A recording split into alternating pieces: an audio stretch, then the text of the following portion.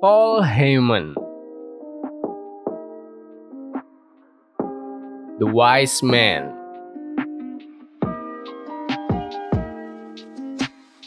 Pada episode SmackDown tanggal 29 Juni waktu Indonesia, titik plot utama dalam alur cerita The Bloodline terjadi saat The Wise Man, Paul Heyman, meninggalkan faksi tersebut, meninggalkan sang tribal chief yang baru, Solo Sikoa. Kisah The Bloodline telah mengalami banyak pasang surut, dan dalam beberapa bulan terakhir, sudut pandang tersebut sekali lagi menerima beberapa kritik. Namun, penampilan Paul Heyman di SmackDown dan sejak WrestleMania telah menjadi penyelamat cerita The Bloodline, dan dia hampir sendirian menyelamatkan semuanya dari potensi kegagalan. Sebelum kita lanjut, aku pengen kalian like dan share video ini ke teman-teman kalian yang suka WWE. Dan jangan lupa subscribe soalnya channel ini upload video setiap hari. Meskipun saat di akhir tahun 2023 sedikit kurang menarik, alur cerita The Bloodline pulih dengan campur tangan The Rock dan perseteruan antara Roman Reigns dan Cody Rhodes. Namun, The Rock dan Roman telah vakum sejak WrestleMania, meninggalkan Solo Sikoa sebagai pemimpin faksi tersebut. Ia tidak butuh waktu lama untuk membuat jejaknya sendiri, mendatangkan anggota baru seperti Tama Tonga, Tonga Loa, dan Jacob Fatu. Dan ia telah berseteru dengan bintang-bintang top seperti Randy Orton, Kevin Owens, dan juara WWE kita, Cody Rhodes. Namun harus dikatakan bahwa Solo Sikoa itu kurang mengesankan di bawah sorotan. Keahliannya dalam menggunakan mikrofon tidak sebanding dengan Roman Reigns. Penyampaiannya cukup datar, dan pertandingan Solo Sikoa dan The Bloodline tidak berhasil menggembarkan dunia.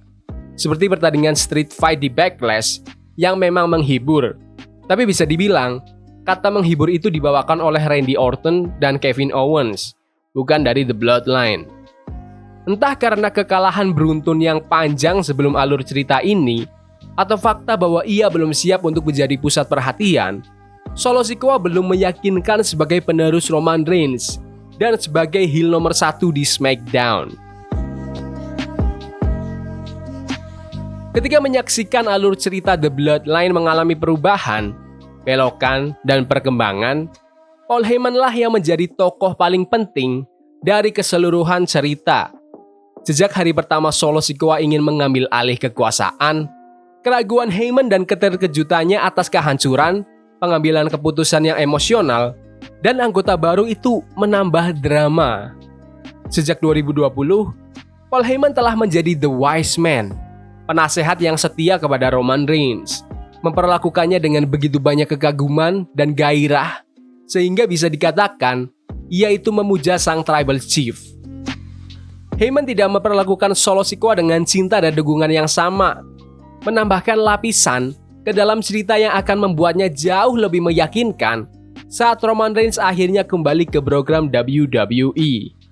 Para penggemar telah dengan penuh semangat menunggu kembalinya Roman, dan mereka bersemangat setiap kali Heyman muncul di layar dan membuat referensi apapun tentang Roman Reigns. Cara Heyman tampil sangat memukau, dengan akting tingkat atas yang membuat kita semua bertanya-tanya, apakah Heyman sebenarnya aktor Hollywood di dunia paralel yang berbeda? Di luar debut Jacob Fatu yang sangat berdampak, The Bloodline yang baru tidak terasa terlalu berbahaya. Tetapi Paul Heyman telah melakukan keajaiban untuk mengangkat derajat mereka. Ketakutannya dirasakan melalui aktingnya, dan sangat jelas bahwa ia telah melakukan beberapa metode akting yang luar biasa untuk menambah cerita. Heyman mengungkapkan dalam sebuah wawancara bahwa beberapa tahun yang lalu, ia sengaja mencegah dirinya untuk tidur agar terlihat lelah, takut, emosional, dan cemas, dan itu sudah jelas bahwa ia telah melakukan itu lagi di episode SmackDown kemarin. Mata Heyman terasa sakit, merah, dan penuh air mata sepanjang alur cerita ini. Dan ini disebabkan oleh rasa takutnya terhadap The Bloodline dan fakta bahwa ia tidak sanggup menghadapi pengkhianatan Solo Sikoa kepada Roman Reigns. Hal ini saja sudah lebih dari cukup untuk benar-benar memperlihatkan dominasi mereka.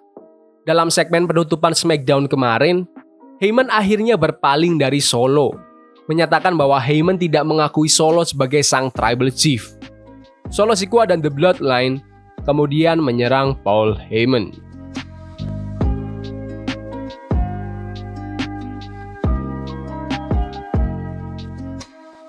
Mengalahkan Heyman tentu saja tidak seimpresif mengalahkan pegulat lain. Tetapi Heyman adalah seseorang yang terlindungi dan sangat jarang menerima pukulan. Jadi bagi kelompok itu untuk memukulinya dan membantingnya di meja komentator telah membuat mereka tampak seperti kekuatan yang tak kenal ampun, kejam dan menakutkan. Paul Heyman mempertaruhkan nyawanya di usianya yang sudah lanjut. Dan itu adalah contoh lain tentang dirinya yang menjadi kunci untuk membangun The Bloodline yang baru ini dan membuat alur cerita terasa istimewa sekali lagi. Ada banyak arah baru yang dapat diambil alur cerita ini sekarang dengan Heyman yang jauh dari kelompok itu. Sifatnya yang tidak terduga itu hebat, dan itu telah membuat ini mungkin menjadi sudut terpanas di WWE. Penggambaran Paul Heyman tentang pergumulan batin dan gejolak emosi sungguh luar biasa.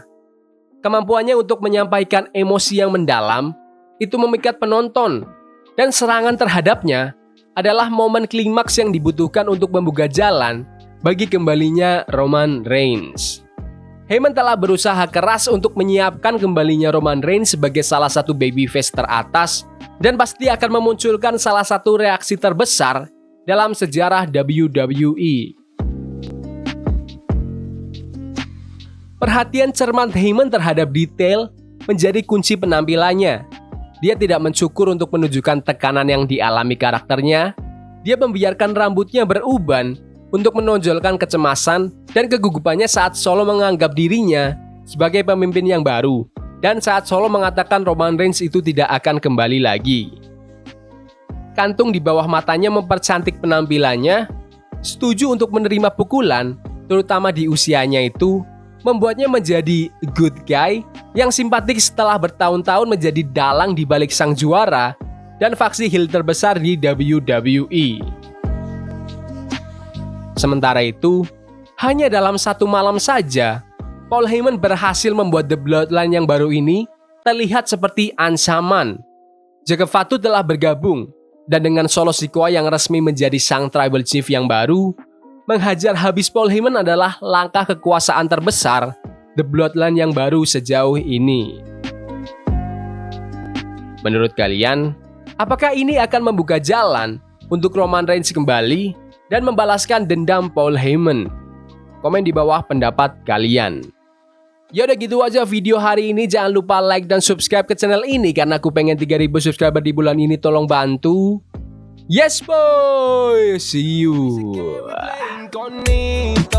Forbidden fire on Nico, burning for love we can.